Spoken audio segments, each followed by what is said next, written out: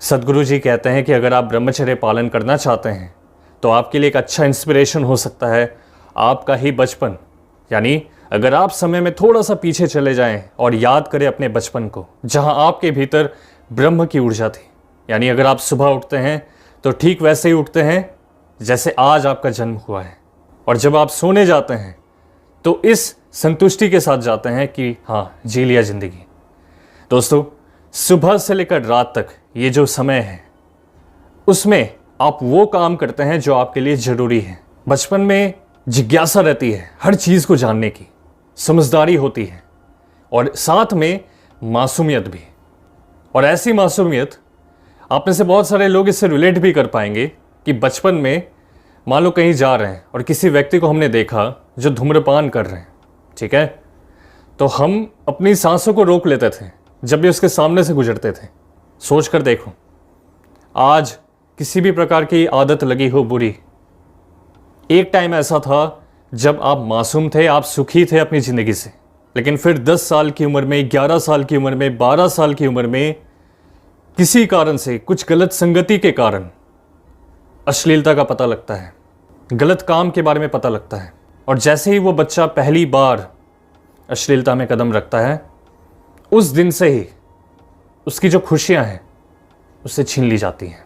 अगर आप अपने बचपन की भी तस्वीरें देखते हैं, उन चमकती आंखों को देखें, उस मासूमियत को देखें, भले ही वो एक तस्वीर है लेकिन वो जिंदा है। देखा जाए दोस्तों तो हम अपनी ही ज़िंदगी को कॉम्प्लिकेटेड बना लेते हैं।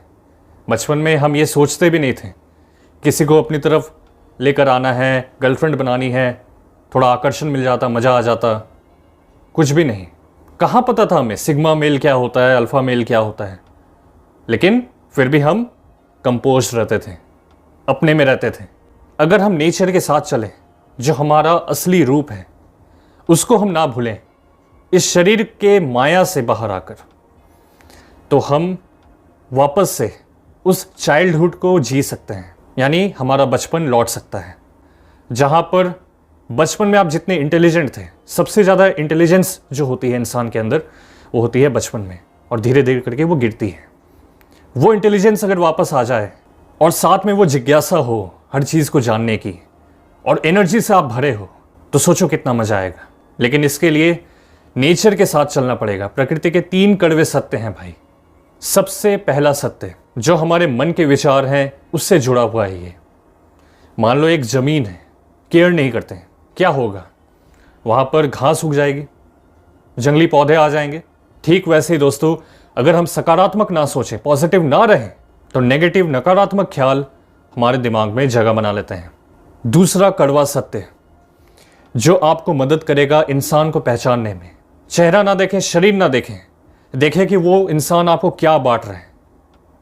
अगर वो इंसान सच्चा है वो आपको सत्य बांटेगा, अगर वो इंसान ज्ञानी है तो आपको ज्ञान बांटेगा, अगर इंसान दुखी है तो आपको दुख बांटेगा, अगर वो डरा हुआ है तो आपको डर बांटेगा, भ्रमित है तो भ्रम बांटेगा। तीसरा कड़वा सत्य, आप अपनी ज़िंदगी में बहुत ऊपर उठेंगे, बहुत कुछ मिलेगा आपको, लेकिन ज़मीन से जुड़े रहें। जो भी मिलता है उसको पचाना जरूरी है, क्योंकि भोजन ना पचने पर रोग बढ़ते हैं, पैसे ना पचने पर दिखावा बढ़ता है, तारीफ ना पचने पर अहंकार बढ़ता है, राज ना पचने पर खतरा बढ़ता है, और सुख ना पचने पर पाप बढ़ता है। यही जीवन का सत्य है। कई ऐसे मित्र हैं जो परेशान हो जाते हैं कि भाई ज़्यादा उम्र हो गई है, 30, 35, 40, 45, तो परेशान हो गया हूँ, क्या अभी से ब्रह्मचर्य पालन करूँगा तो फ़ायदे मिलेंगे?